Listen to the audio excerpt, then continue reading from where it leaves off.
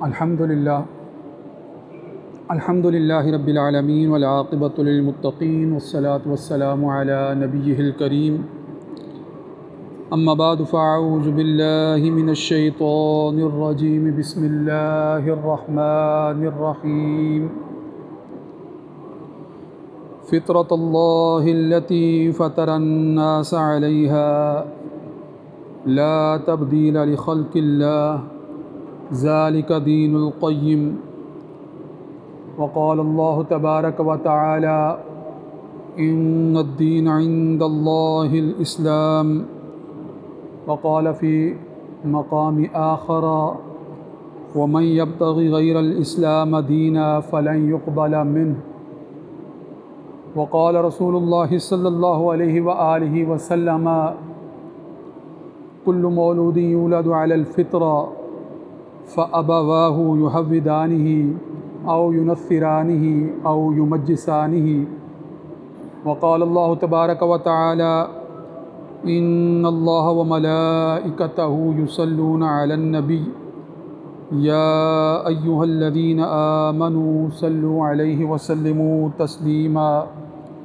اللہم صل علی سیدنا ومولانا محمد وعلی آل واصحاب سیدنا ومولانا محمد وبارک وسلم علیہ۔ سامعین محترم، جیسا کہ ہم نے پچھلے جمعۃ المبارک میں یہ بات تفصیل سے سمجھنے کی کوشش کی تھی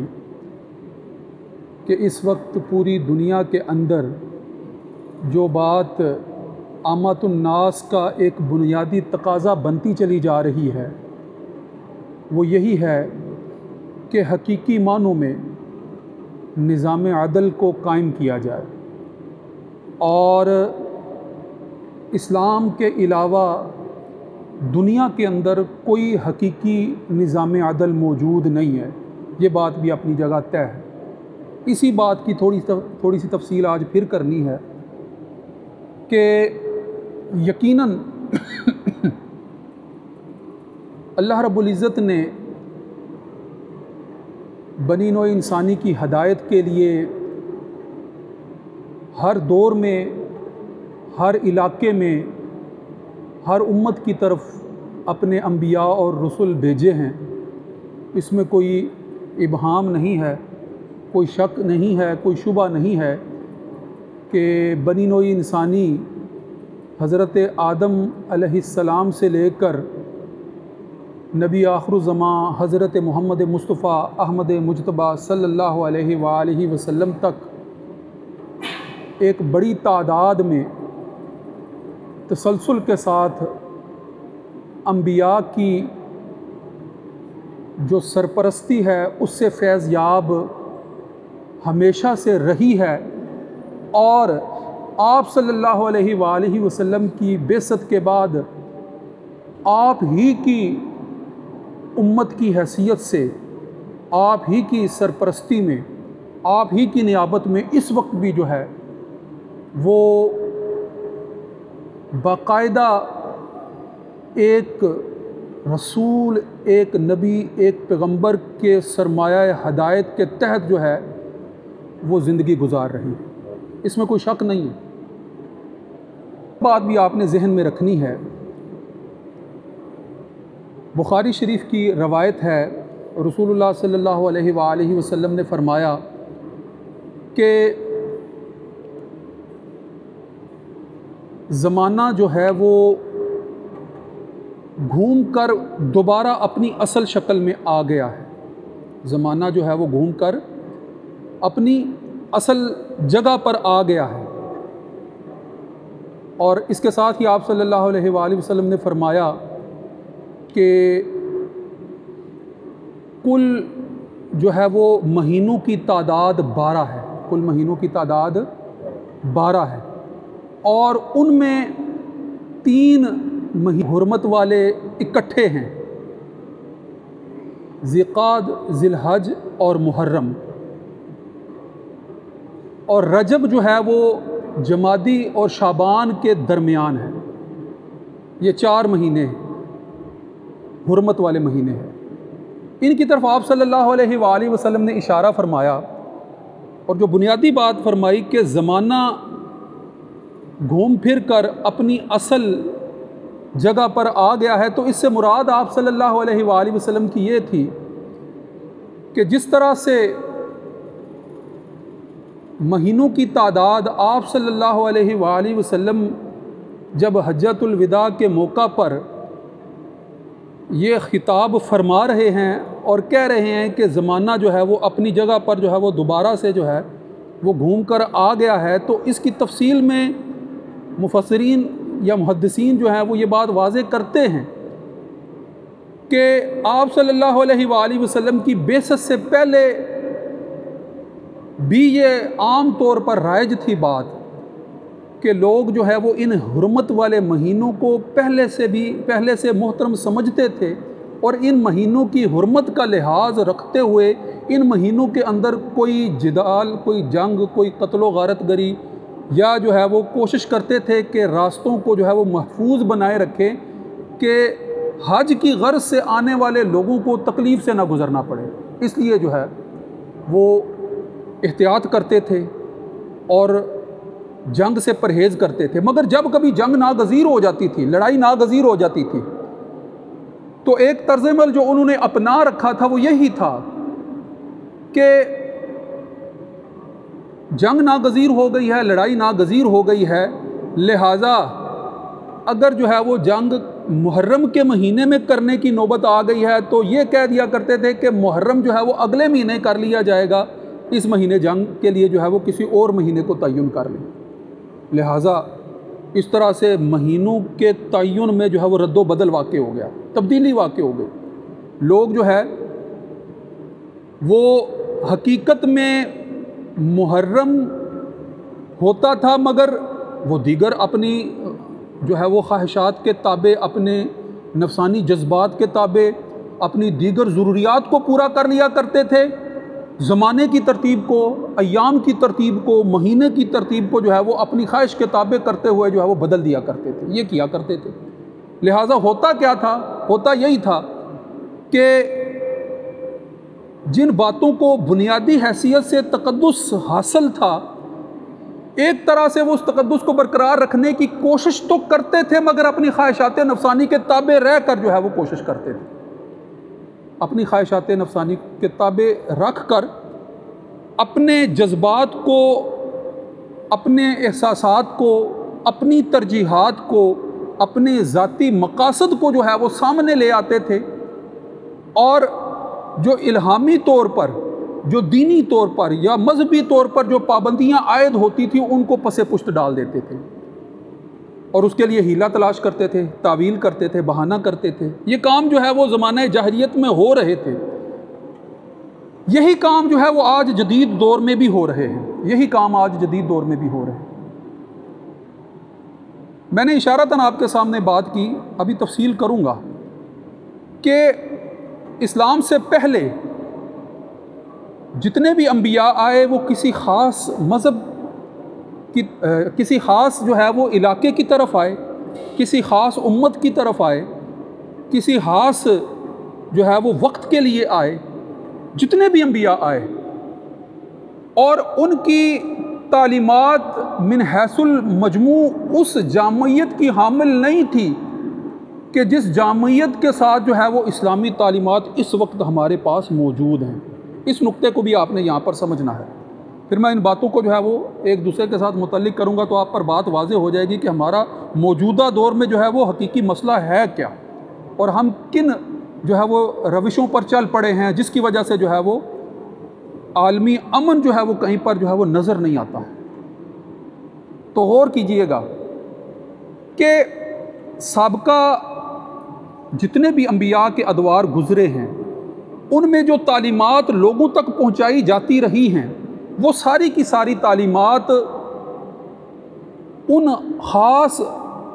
ایام، ان خاص ادوار، ان خاص قوموں کی خاص ضروریات ہی کے پیش نظر ہوتی تھی۔ ان کے اندر آپ کہیں کہ ایسی جامعیت کہ وہ اس دور کے بعد بھی ویسی ہی جو ہے وہ ضرورت پورا کرنے والی ہوں، ایسی تعلیمات وہ تھیں ہی نہیں، ایسی وہ تعلیمات تھیں ہی نہیں۔ وہ تعلیمات عملی اعتبار سے، شرعی اعتبار سے، معاملات کے اعتبار سے انہی ادوار تک محدود تھیں، اور اس کی بڑی وجہ یہی تھی، کہ وہ محدود علاقوں میں رہتے تھے، محدود ان کی معاشرت تھی، محدود جو ہے وہ وسائل تھے، محدود ضروریات تھی، آپس میں جو ہے وہ بین الاقوامی سطح کے تعلقات بھی انتہائی محدود تھے، قومی طور پر جو ہے وہ مجموعی حیثیت سے دیگر قوموں سے بھی بہت کم جو ہے وہ نبرد آزما ہوتے تھے، اس لیے ان کی جو ہے وہ ضروریات بھی محدود تھے، لہٰذا جو ہے وہ ان کے لیے احکام بھی محدود تھے۔ مگر جب آہستہ آہستہ زمانہ نبوت آپ صلی اللہ علیہ وآلہ وسلم کا قریب آتا جا رہا تھا، تو باہمی تعلقات میں جو بین الاقوامی سطح کے تعلقات ہوتے ہیں، جو دیگر اقوام کے ساتھ تعلقات ہیں، ان میں آہستہ آہستہ ہماگیری اور وسعت جو ہے وہ پیدا ہوتی چلی جا رہی تھی۔ آپ ذرا غور تو کریں نا کہ بنی اسرائیل سے پہلے کی دنیا اور پھر جو ہے وہ حضرت ابراہیم علیہ السلام کے بعد بنی اسرائیل کے بعد کی دنیا، اور ان کے اندر انبیاء کا ایک طویل جو ہے وہ سلسلہ، اس دنیا پر غور کریں، اور پھر حضرت عیسیٰ علیہ السلام تک جو ہے وہ حالات کس سطح پر پہنچ چکے تھے، بتدریج جو ہے وہ کس سطح تک پہنچ چکے تھے، جس بین الاقوامی حیثیت تک وہ پہنچ چکے، دیگر اقوام کے ساتھ جو ہے وہ متعلق ہو چکے تھے، اس حیثیت کو دیکھیں، اور پھر آپ صلی اللہ علیہ وآلہ وسلم کی بعثت تک مکہ مکرمہ کی جغرافیائی حالت کا جو ہے وہ جائزہ لیں، تو یہ باتیں آپ پر کھل کر واضح ہو جائیں گی کہ کس طرح سے جو ہے وہ مکہ کی سرزمین ایسی مرکزی حیثیت اختیار کر چکی تھی کہ یہاں پر جو ہے وہ اب تقریباً جو ہے وہ ہر قوم، ہر ملت، ہر مذہب، ہر علاقے کے افراد کا ایک آپ کو اجتماع نظر آتا ہے کہ وہ کسی نہ کسی شکل میں جو ہے کسی نہ کسی مقصد کے تحت، کسی نہ کسی جو ہے وہ مذہبی فریضے کو پورا کرنے کے لیے، کسی نہ کسی جو ہے وہ اپنی ضرورت کو پورا کرنے کے لیے وہاں پر چاہے وہ تجارت ہی کی حد تک کیوں نہ ہو موجود نظر آتے ہیں۔ یہ آپ صلی اللہ علیہ وآلہ وسلم کی بعثت سے پہلے کا مکہ مکرمہ کا منظر ہے۔ وہاں پر آپ کو جو ہے وہ مشرکین تو بڑی تعداد میں ملتے ہیں، مگر ساتھ ہی ساتھ جو ہے وہ یہود بھی ملتے ہیں، وہاں نصارہ بھی موجود ہیں، وہاں صابی بھی موجود ہیں، وہ دین ابراہیمی کے اوپر جو ہے وہ اپنے آپ کو کاربند بیان کرنے والے ہیں، وہ بھی موجود ہیں۔ اس کے علاوہ جو ہے وہ مجوسی بھی جو ہے وہ کسی نہ کسی جو ہے وہ نہج پر جو ہے وہ وہاں موجود نظر آتے ہیں،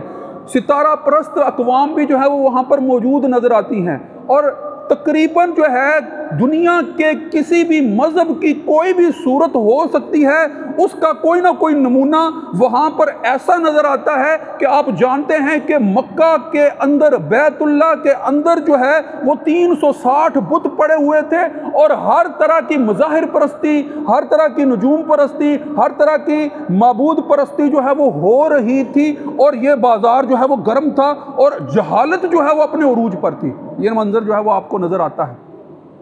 یہ منظر جو ہے وہ اس وقت آپ کو نظر آتا ہے جس وقت آپ صلی اللہ علیہ وآلہ وسلم کی بعثت ہوتی ہے، تو اس سے پہلے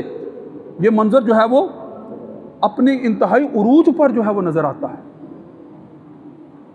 اور اس کے بعد پھر آپ صلی اللہ علیہ وآلہ وسلم کی جب بعثت ہوتی ہے، تو پھر آپ صلی اللہ علیہ وآلہ وسلم کو جو نسخہ کیمیا عطا کیا جاتا ہے، اس کے اندر جو ہے وہ کسی ایک چیز کا جواب نہیں ہے، اس کے اندر جو ہے وہ مشرکین کے صرف باطل نظریات کا، کفریہ عقائد کا جو ہے وہ رد موجود نہیں ہے، اس کے اندر جو ہے وہ یہود و نصارہ بھی جن باطل عقائد پر قائم ہیں ان کے ساتھ بھی مکالمہ کیا جا رہا ہے، ان کو بھی جو ہے وہ جوابات دیے جا رہے ہیں، ان کو جو ہے وہ مجوسیوں یعنی جو ستارہ پرست ہیں، جو آگ کی پوجا کرنے والے ہیں، ان کے باطل عقائد کا بھی جو ہے وہ آپ صلی اللہ علیہ وآلہ وسلم جو ہے وہ قرآنی ہدایت کی روشنی میں جو ہے وہ جواب دے رہے ہیں۔ آپ صلی اللہ علیہ وآلہ وسلم جو ہے وہ جتنے بھی مظاہر پرست ہیں، جتنے بھی جو ہے وہ معبودان باطل کی پرستش کرنے والے ہیں، جن عقائد، جن نظریات کے ساتھ ان کا تعلق ہے، واسطہ ہے، ان کو من حیث المجموع جواب دے رہے ہیں کہ وہ اصل دین، وہ دین برحق کہ جس پر اللہ رب العزت نے جو ہے وہ کامیابی کا سارا دار و مدار رکھا ہے، اس کی اصل تعلیمات جن کو حضرت آدم علیہ السلام سے لے کر حضرت عیسیٰ علیہ السلام تک تمام انبیاء من حیث المجموع کسی نہ کسی شکل میں بنیادی عقائد کی حیثیت سے جو ہے وہ پیش کرتے رہے ہیں۔ وہ سب کی سب وہ تعلیمات تھیں جو دین اسلام ہی کی بنیادی تعلیمات تھیں۔ تم جو ہے وہ اپنی دیگر خواہشات نفسانی کے تابع ہو کر اس رفع سے ہٹ کر جو بھی رستہ اختیار کرتے رہے ہو، وہ رستہ تھا کہ جس کی وجہ سے تم دین اسلام کی بنیادی تعلیمات سے ہٹ کر جو ہے وہ باطل کو اپناتے رہے ہو۔ ایک دفعہ ختمی طور پر اجتماعیت کے ساتھ، جامع حیثیت سے، مکمل حیثیت سے، ہر اعتبار سے جو ہے وہ ضرورت کو پورا کرنے والی تعلیم کے طور پر پھر ان سارے باطل نظریات کو سمجھنے کے لیے اور ان کا رد کرتے ہوئے صحیح تعلیمات تک پہنچنے کے لیے صحیفہ ہدایت قرآن مجید پھر تم تک پہنچایا جا رہا ہے۔ یہ آپ صلی اللہ علیہ وآلہ وسلم یہ فرما رہے ہیں، یہ کر رہے ہیں۔ اب ذرا غور کرو نا کہ اس کے نتیجے میں پھر بہت ساری باتیں جو ہے وہ آپ اپنے ذہن میں لے آئیں کہ اس کے نتیجے میں پھر ہو کیا رہا ہے۔ بڑے پیمانے پر پھر مخالفت جو ہے وہ کھڑی ہوتی ہے، بڑے پیمانے پر مخالفت۔ اب جو ہے وہ آپس میں چاہے یہود و نصارہ ایک دوسرے کو نہ ماننے والے ہوں، مگر اب آپ صلی اللہ علیہ وآلہ وسلم کے خلاف متحد ہیں۔ مشرکین مکہ چاہے آپ صلی اللہ علیہ وآلہ وسلم کے آباء و اجداد کی نسلوں سے ہی تعلق کیوں نہ رکھنے والے ہوں، قبائلی تعصب میں جو ہے وہ آپ صلی اللہ علیہ وآلہ وسلم کی جان کی حفاظت کرنے کے لیے بھی جو ہے پیش رہنے والے ہی کیوں نہ ہو، مگر پھر بالآخر جو ہے وہ آپ صلی اللہ علیہ وآلہ وسلم کے مخالفت میں جو ہے وہ مخالفین کے باطل نظریات کو تسلیم نہ کرنے کے باوجود ان کے ساتھ ہیں۔ اب سب جمع ہو کر کھڑے ہیں، اب سب جمع ہو کر جو ہے وہ جس بھی نظریے سے، جس بھی مذہب سے، جس بھی علاقے سے، جس بھی رنگ سے، جس بھی نسل سے تعلق رکھتے ہیں، وہ اب اسلام دشمنی میں آپ صلی اللہ علیہ وآلہ وسلم کے ایسے مخالف ہیں کہ بالآخر جو ہے وہ سب مل کر جو ہے وہ آپ صلی اللہ علیہ وآلہ وسلم کے قتل کا نعوذ باللہ منصوبہ بنا لیتے ہیں، اور پھر آپ صلی اللہ علیہ وآلہ وسلم اللہ رب العزت کے حکم کے مطابق جو ہے وہ ہجرت جو ہے وہ اختیار کرنے پر مجبور ہوتے ہیں اور اختیار فرماتے ہیں۔ اور اس کی پھر بے پناہ حکمتیں ہیں جو پھر بعد میں ظاہر ہوتی ہیں کہ جب ہجرت ہو جاتی ہے تو اس کے بعد پھر جو ہے وہ آپ جانتے ہیں کہ وہ اجازتیں جو جہاد کی پہلے نہیں تھیں، وہ اجازتیں جو قتال کی پہلے نہیں تھیں، وہ اجازتیں جو باہم محاذرائی کی پہلے ہی تھیں، اب جو ہے وہ آہستہ آہستہ جو ہے وہ بتدریج جو ہے وہ ان کو بھی جو ہے وہ ان مسدود دروازوں کو، ان بند دروازوں کو جو ہے وہ کھولا جا رہا ہے۔ آہستہ آہستہ جو ہے وہ نماز کی فرضیت، روزے کی فرضیت، حج کی فرضیت، زکوٰۃ کی فرضیت، یہ سارے احکام جو ہے وہ آہستہ آہستہ جو ہے وہ سامنے آتے چلے جا رہے ہیں، اور ان سب کی حفاظت کے لیے جو ہے وہ جہاد کی فرضیت کو بھی جو ہے وہ واضح کیا جا رہا ہے۔ اب یہ ساری مدنی زندگی کا مطالعہ کرتے چلے جائیں تو پھر آپ کو پتہ چلے گا کہ حقیقت میں ہم اگر 22 سال 2 ماہ 22 دن آپ صلی اللہ علیہ وآلہ وسلم کی بعثت کی جو ظاہری زندگی ہے، اگر اس کا جب مطالعہ کرتے ہیں تو اس میں سے صرف 9 سال 9 ماہ اور 9 دن ایسے ہیں کہ جن کے اندر ایسا انقلاب رونما ہوا کہ وہی افراد جو بڑے پیمانے پر جو ہے وہ آپ کی دشمنی کے درپے تھے، وہی افراد جو ہے وہ اب آپ صلی اللہ علیہ وآلہ وسلم پر جو ہے وہ بتدریج آہستہ آہستہ جو ہے وہ ایمان لاتے چلے جا رہے ہیں، اور اسی عرصے کے اندر جو ہے وہ جزیرہ نمایاں عرب کے اندر جو ہے وہ پورے خطے کے اندر جو ہے وہ اسلام پھیل جاتا ہے، اور اسلام جو ہے اس کی حقانیت جو ہے وہ سب پر اس قدر عیاں ہو جاتی ہے کہ حجۃ الوداع کے موقع پر جب آپ صلی اللہ علیہ وآلہ وسلم حج پر تشریف لے جاتے ہیں، اور حج پر تشریف لے جانے کے بعد جو ہے جب یہ فرما رہے ہیں کہ آج زمانہ اپنی گھوم کر اصل جگہ پر واپس آ گیا ہے، تو اس کا مطلب کیا ہے؟ اس کا مطلب یہی ہے کہ وہی دین برحق جس کو لے کر حضور اکرم صلی اللہ علیہ وآلہ وسلم سے پہلے آنے والے جتنے بھی انبیاء تھے، جس دین کی دعوت کو وہ لے کر آئے تھے، اور اس کے بعد جتنی بھی تبدیلیاں جو ہیں وہ لوگوں کی خواہشات نفسانی کی وجہ سے اصل دین کے اندر پیدا ہوتی رہی تھی، آج ان سب کا خاتمہ کر کے آپ حجۃ الوداع کے موقع پر فرما رہے ہیں وہ حقیقت میں اپنی اصل جگہ پر اور نظام عدل حقیقت میں دنیا کی بھلائی کے لیے جو ہے وہ قائم کیا جا چکا ہے، یہ فرما رہے ہیں۔ ذرا غور تو کریں نا اس بات پر اب زمانہ نبوت سے دوری کے بعد آج جو ہے وہ 1450 سال کا عرصہ گزر چکا ہے۔ زمانہ نبوت سے دوری کی وجہ سے وہی خواہشات نفسانی جو ہیں وہ پھر غالب ہیں، اور اس دوران اسلام کی پوری تاریخ کا ایک جائزہ میں آپ کے سامنے پچھلے جمعہ اور اس سے پچھلے جمعہ کی تقریروں میں رکھ چکا ہوں، اس کو ذہن میں رکھیں اور موجودہ حالات پر غور کریں کہ آج جو بھی تبدیلیاں رونما ہوتی ہیں، جہاں ان کا تعلق ہر فرد سے ہوتا ہے، وہیں ان سب تبدیلیوں کا تعلق جو ہے وہ بین الاقوامی سطح پر جو ہے وہ ہر قوم سے اس کا واسطہ جو ہے وہ پڑتا ہے، اور ہر قوم جو ہے وہ اس سے متاثر ہوتی ہے۔ لہٰذا انفرادی اور بین الاقوامی دونوں سطحوں پر جو ہے وہ مسائل کی جو جڑ ہے اس تک پہنچنا جو ہے وہ بڑا ضروری ہے۔ موجودہ دور کے حالات کی تھوڑی سی تفصیل انشاءاللہ میں آگے پھر بیان کروں گا کہ ہو کیا رہا ہے۔ ہو یہ رہا ہے کہ جس نظریے کو دوبارہ سے دین کے مقابلے میں لا کر رکھا گیا، جس نقطہ نظر کو دوبارہ سے جو ہے وہ لوگوں کے سامنے رکھ کر ان کو مذہب بیزار بنایا گیا، ان کو دین کی تعلیمات سے برگشتہ کیا گیا، بین الاقوامی سطح پر یہ سمجھ لیا گیا کہ اب کسی بھی دین کی جو ہے، کسی بھی مذہب کی جو ہے وہ انسانی زندگی کو ضرورت نہیں ہے، اور اس بنیاد پر جس بھی نظام کو اس دنیا کے اندر قائم کیا گیا یا رائج کیا گیا، اس کے نتیجے میں ہوا یہی ہے کہ دنیا سے جو ہے وہ نظام عدل جو ہے وہ ساقط ہوا ہے۔ ساقط ہونے کے نتیجے میں جو ہے وہ ظلم کا کاروبار جو ہے وہ بڑا ہے، اور ظلم کے کاروبار کی وجہ سے جو ہے وہ دنیا کا امن جو ہے وہ بڑے پیمانے پر تباہ ہو چکا ہے۔ آج اگر اس دنیا کے امن کو دوبارہ سے جو ہے وہ قائم کرنے کے لیے کوئی بھی کسی بھی سطح پر اصلاحی کوشش ہو سکتی ہے تو وہ وہی آج سے 1400 سال پہلے جو نسخہ کیمیا آپ تک پہنچایا جا چکا ہے، جس اسلامی نظام عدل کو جو ہے وہ آپ تک پہنچایا جا چکا ہے، اگر جو ہے وہ اس کو بحال نہیں کرتے ہیں تو عالمی امن جو ہے وہ ہونا ممکن نہیں ہے۔ یہی میری آج کی بات کا خلاصہ ہے۔ وآخر دعوانا ان الحمدللہ رب العالمین۔